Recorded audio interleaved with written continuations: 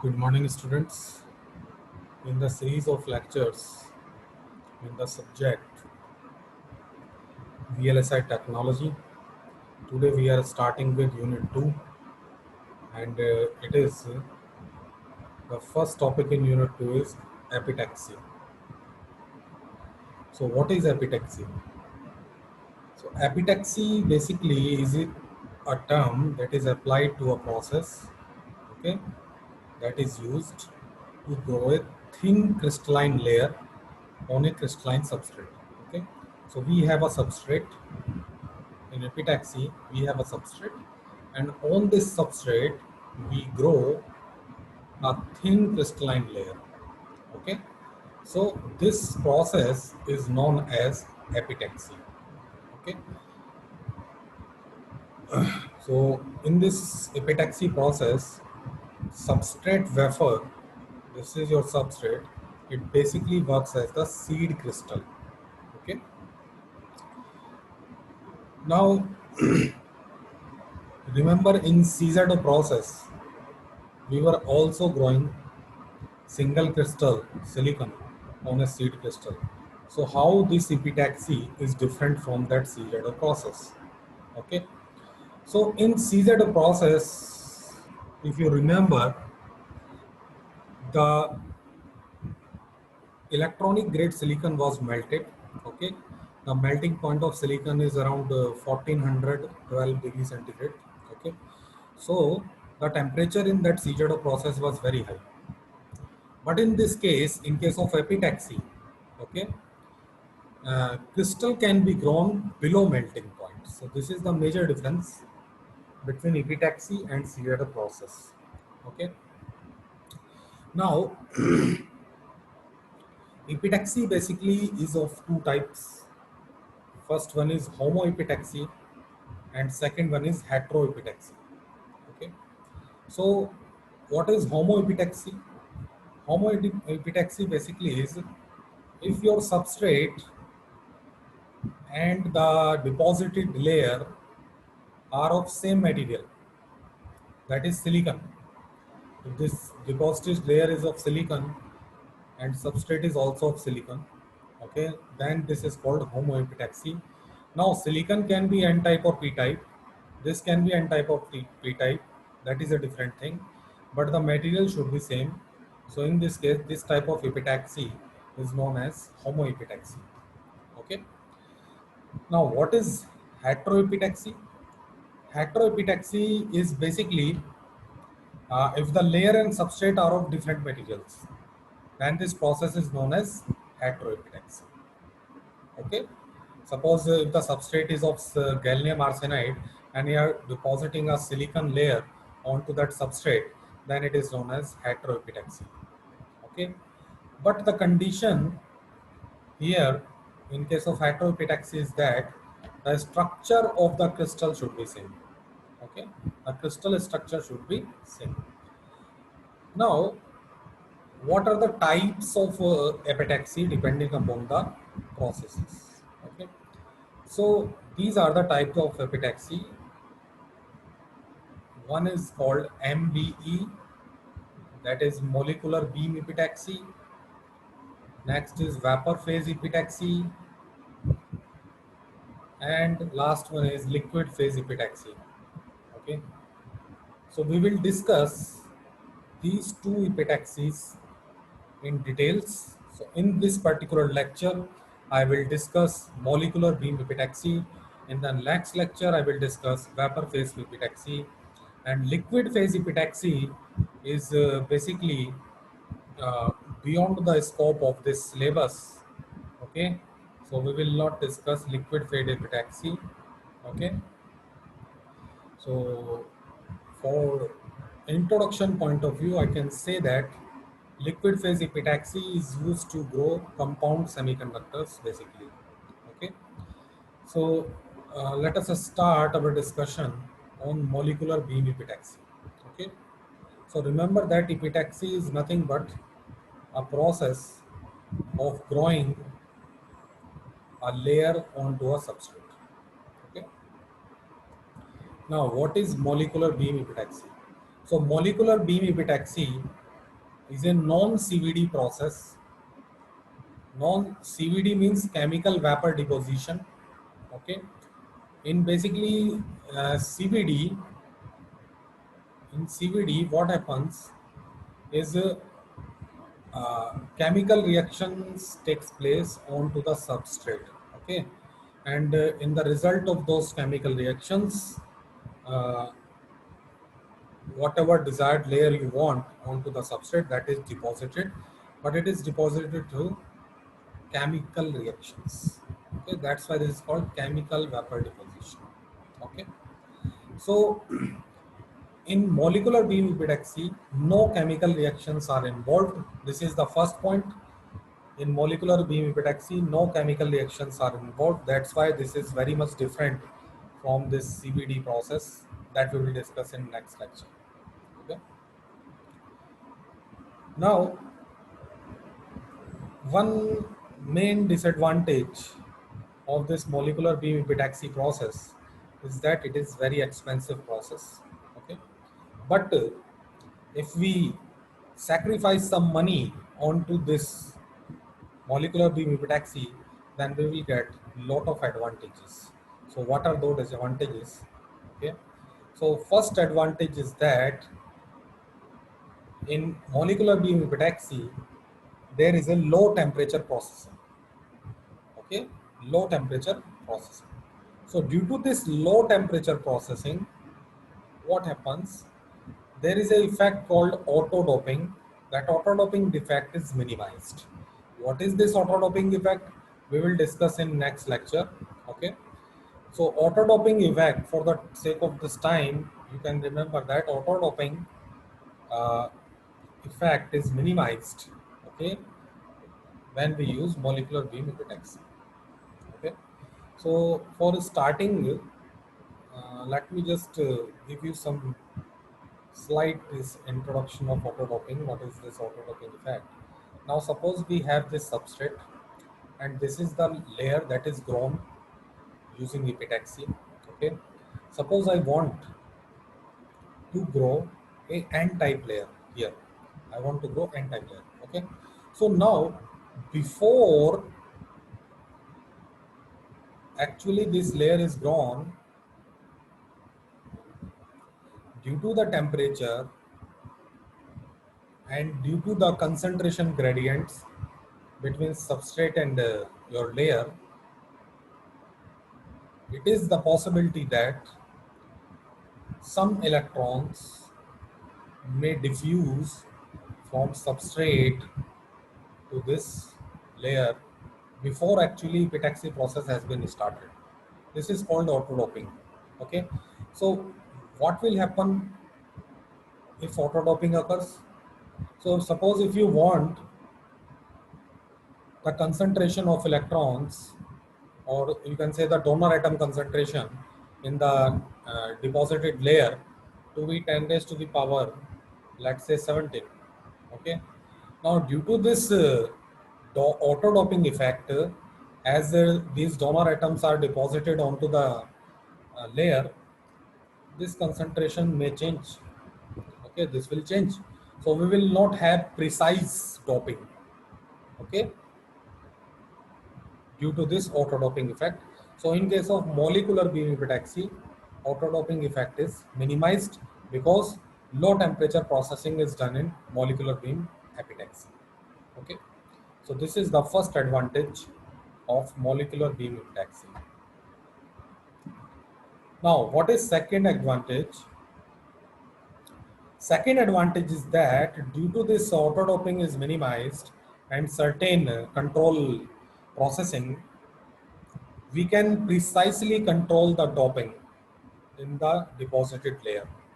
So there is a precise control of doping in molecular beam epitaxy. Okay.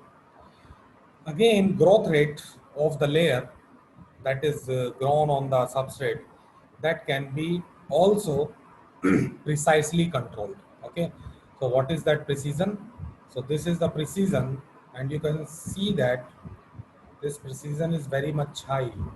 0.01 micrometer per minute deposition of the layer up to 0.3 micrometer per minute deposition is possible in case of molecular beam epitaxy. Okay. Now there is another advantage of molecular beam epitaxy is that there is no boundary layer problem in case of molecular beam epitaxy.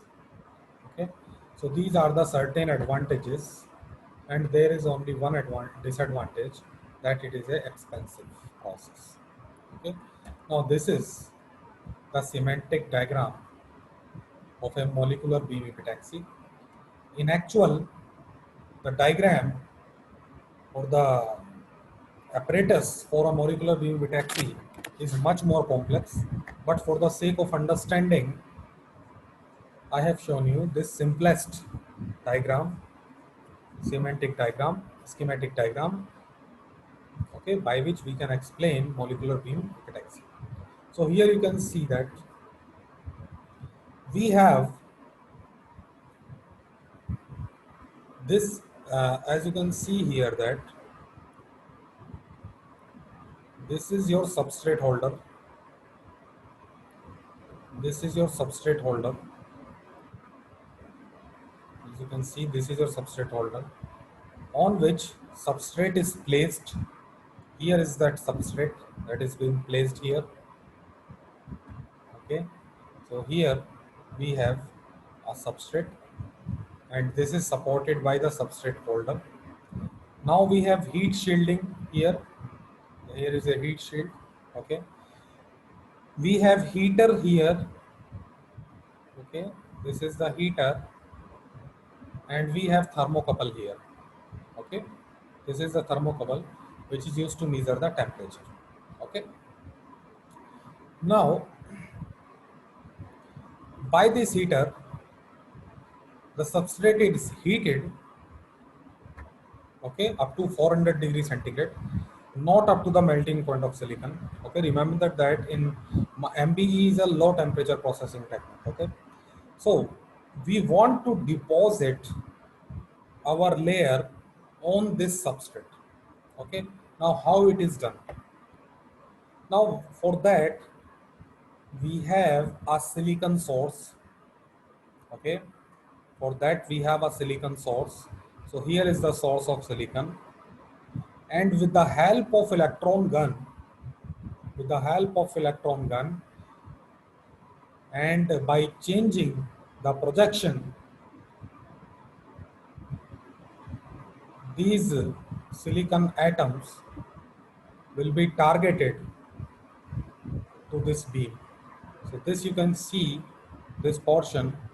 So these electrons, these silicon atoms will be targeted to this. Okay, silicon atoms will evaporate due to this electron gun.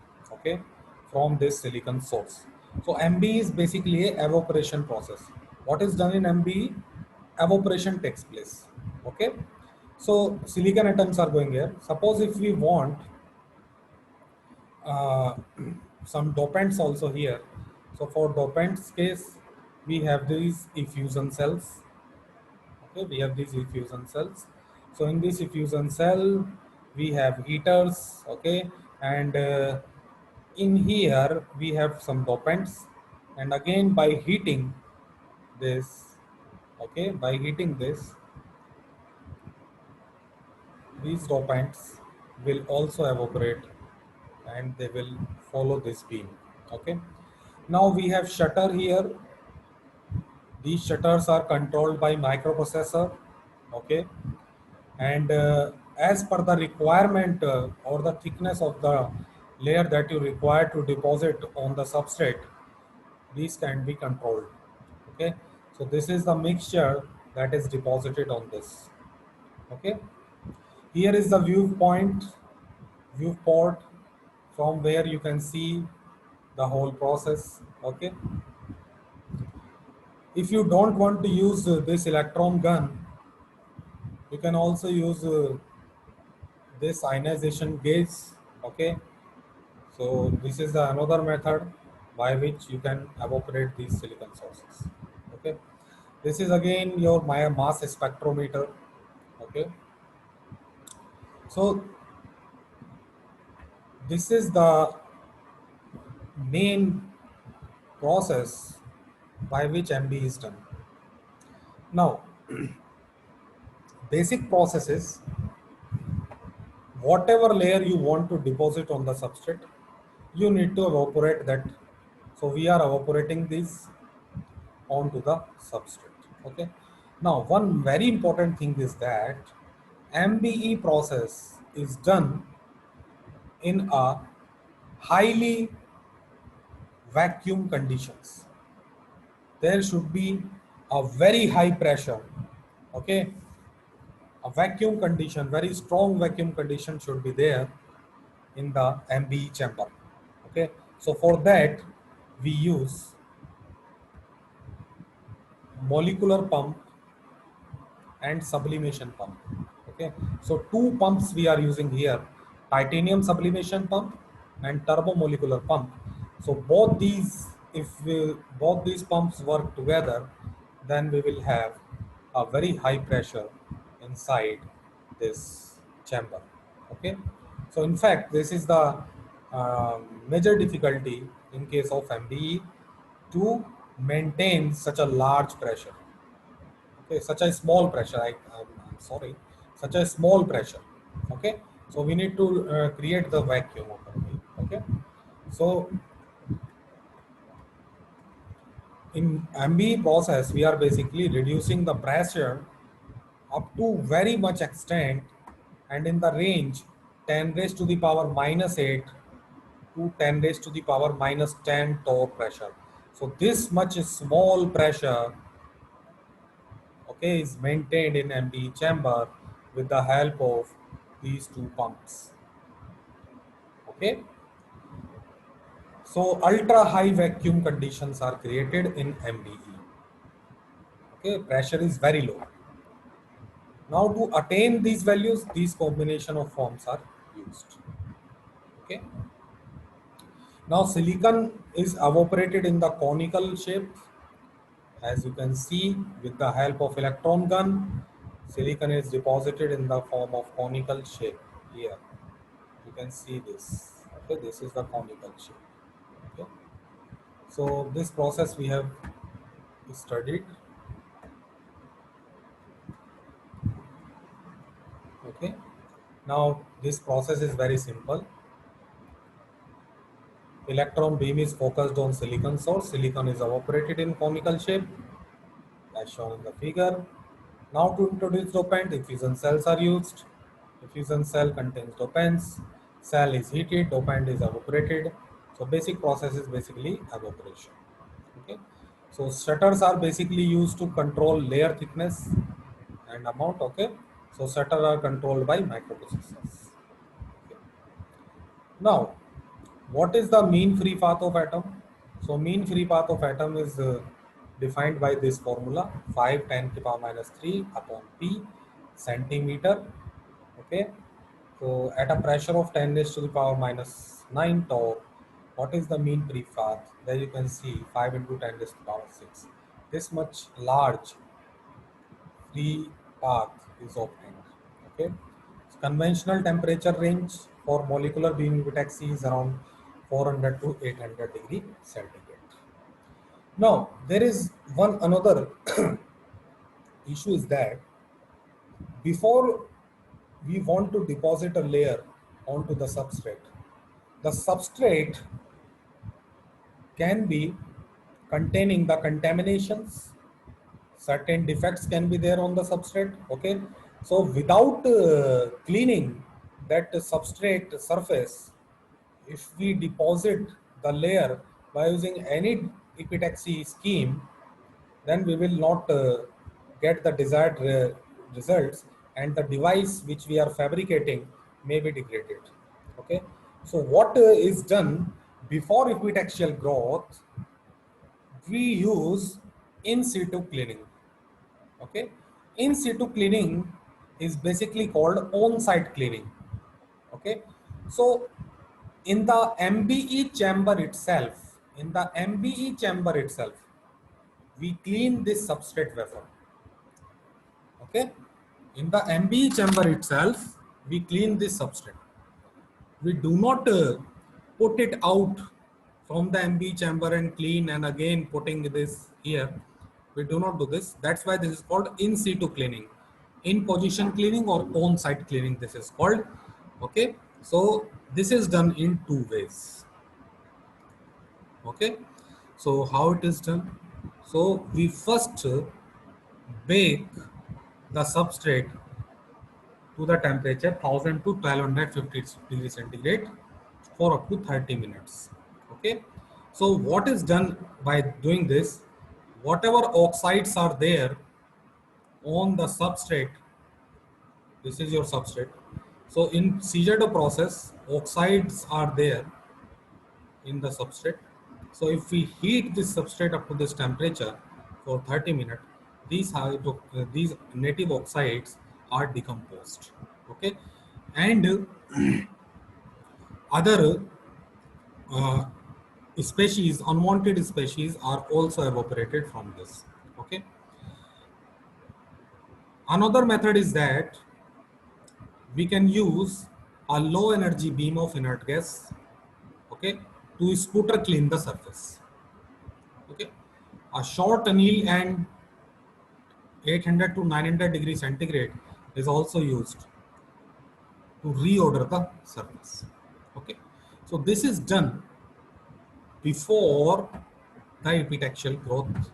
Okay, so this is done inside the MBE chamber. That's why this is called in situ cleaning. Okay, now one can ask that why we are using electron gun here in case of silicon. So we know that if we the melting point of silicon is very high, so silicon is volatilized not by heating but by electron gun. Okay, so this is your molecular beam epitaxy method. Remember, this is a very precise epitaxial method. Okay, the thickness of the layer that is being deposited onto the substrate, that can be very much precisely controlled. Okay, but the major disadvantage of this method is that this is pretty much expensive. Okay, one another disadvantage is that you can see here, you need to have ultra vacuum conditions here. Okay, so uh, suppose you have made one layer onto this substrate, means this is a substrate and you have deposited some layer onto that. Okay, now if you again want to use this apparatus for another deposition, okay, then you need to increase the pressure again. You need to open this chamber, and once you open this chamber, the pressure here is again increased to the atmospheric pressure. Then again you will have to pump out the pressure and again reduce it to 10 to the power minus 8 to 10 to the power minus 10 torr. So this process takes a lot of time. Okay, so this is another disadvantage of this. Okay, but now in modern MBE processes, this is done, okay, by several methods. Okay, so this is all about molecular beam epitaxy. Okay, next lecture we will discuss vapor phase epitaxy.